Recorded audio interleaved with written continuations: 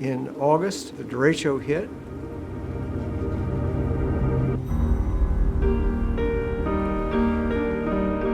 Frankly, we were dealing with what I call a double disaster.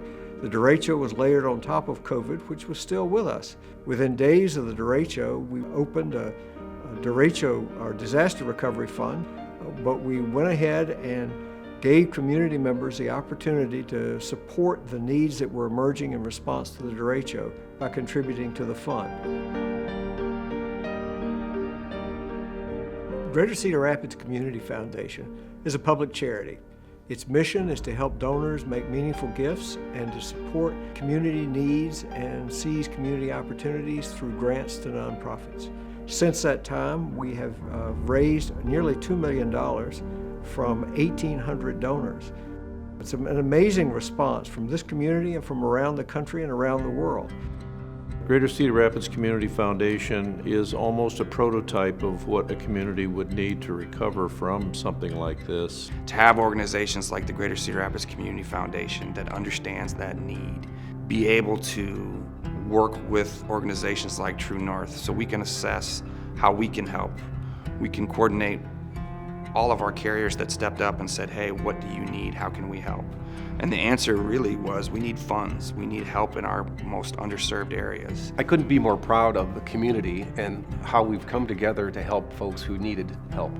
I'm excited about the Greater Cedar Rapids Community Foundation and the contribution that our team has made with our insurance company partners to make a difference. Early in the history of our disaster recovery fund, TrueNorth made a generous lead commitment. It was a commitment of $150,000, which gave us the wherewithal to begin making emergency grants.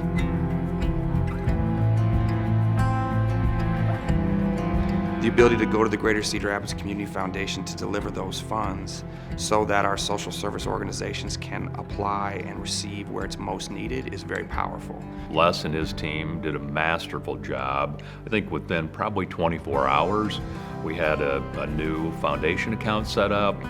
One of the positives of using the Greater Cedar Rapids Foundation was that speed of execution. And I know they've helped over 20 to 30 organizations in need.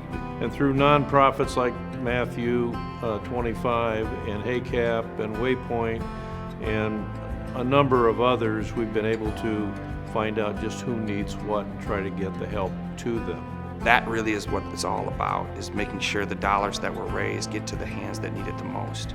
We kind of focus on three main building blocks of neighborhood revitalization. Food, housing, and education. So those are the things that we try and strengthen in neighborhoods to support the people that live there. We have a Meals on Wheels program, so these are some of the most vulnerable people in the community that count on us to eat. The Derecho was pretty devastating in a lot of ways and did a lot of damage to the building and to our urban farm and some of the housing that we run. Places like the Community Foundation, United Way, TrueNorth, those places gather funds and shift them over to us so that we can do the work. People turn to us in a time of need, and then we in turn turn to the Greater Cedar Rapids Foundation for help. The funds we got to help us to be able to continue to get essential workers to work and get people around. As far as the Meals on Wheels, it was essential in making sure that we could continue to provide our operations and continue to serve the most vulnerable in the community.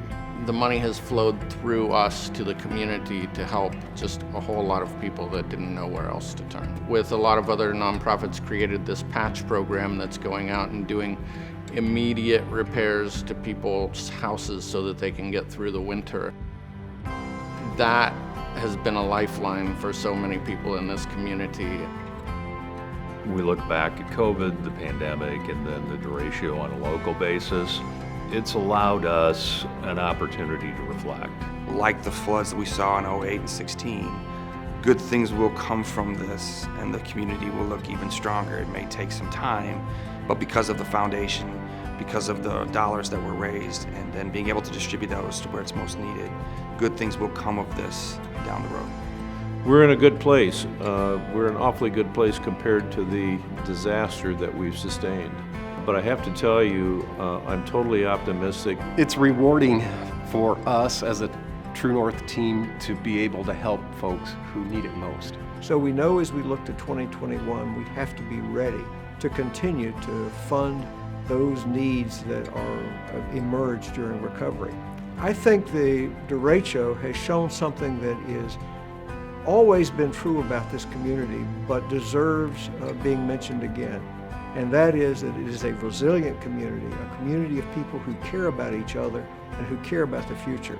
And thinking about a community of people who care gives me great hope as I think about the rest of the recovery period.